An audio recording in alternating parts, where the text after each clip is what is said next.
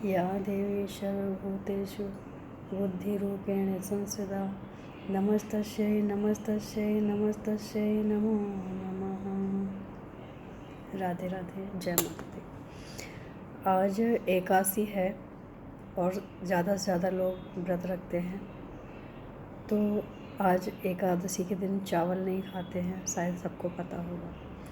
तो जिस दिन हम व्रत रखते हैं तो उस दिन हम क्यों ना भगवान की ही चर्चा करें, भगवान और भक्त की ही चर्चा करें, क्योंकि जो आनंद हमें भक्त और भगवान में मिलता है वो किसी और चीज़ में नहीं मिलता है।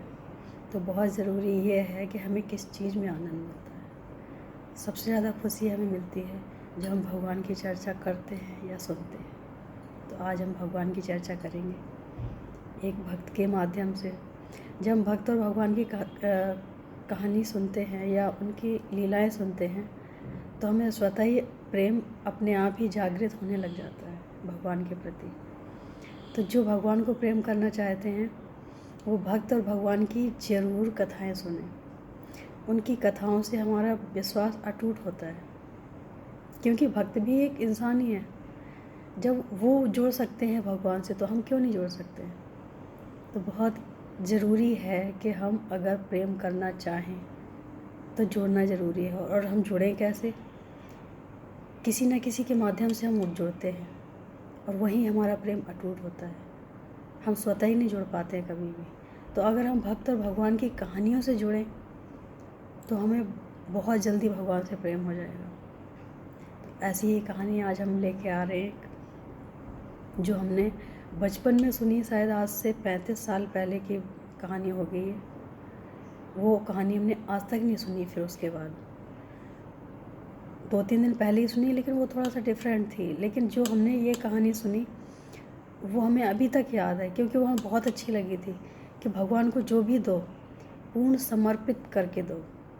भगवान वो सब लेते हैं जो हम देते हैं, श्रद्धा से देते हैं, भाव से देते हैं, वो सब लेते हैं, लेकिन उसके लिए भाव बहुत ज़रूरी है।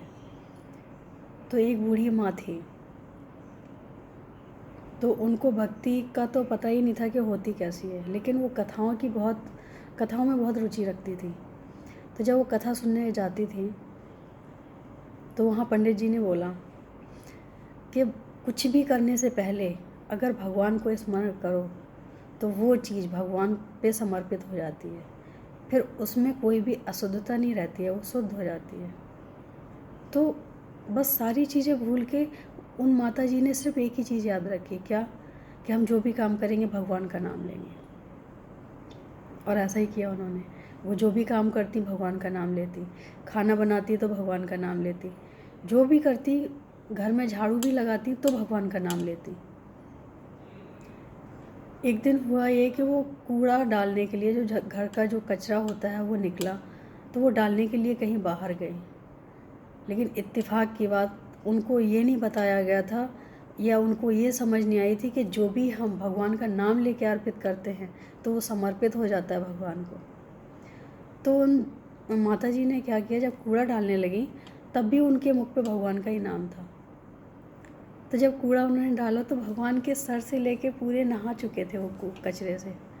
तो उनके साथ उनकी लक्ष्मी जी बैठी थी। बोली, स्वामी, कई भक्त देखे, कोई फल चढ़ाता है, कोई मिठाई चढ़ाता है, कोई कुछ चढ़ाता है, लेकिन ऐसा भक्त मैंने पहली बार देखा जो कचरा ही डाल रहा है आपके ऊपर, और आप इतने खुश हो रहे हो।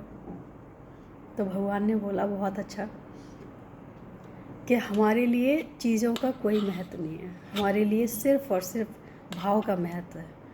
हम उन माता जी का भाव देख रहे हैं कि उन्होंने किस भाव से हमारे ऊपर डाला। उन्हें तो खुद ही शुद्ध नहीं है कि हम क्या डाल रहे हैं, क्या समर्पित कर रहे हैं।